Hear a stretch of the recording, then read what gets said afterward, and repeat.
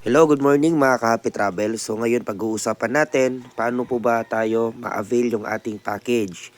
So yung pong nag-member po tayo, meron po tayo kasing ma-avail na libreng product galing sa Happy Travel. So before that, para ma-avail po natin yon, ang first mo nating gagawin is punta po tayo dito sa profile.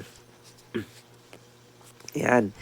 Then scroll down po natin, i-fill out po natin itong tinatawag natin na shipping details. So lagay po natin yung pangalan natin. Example, ayan. Travel, tapos province.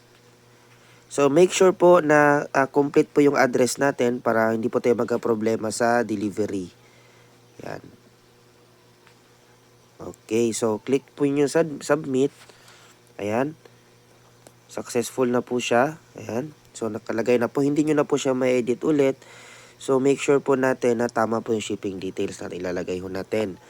Then after nito, punta po tayo dito sa Happy Wallet page. Ayan. Dito po banda sa withdrawal ninyo na income banda. So click nyo lang po yung select a package. So dito po yung mga list of packages natin.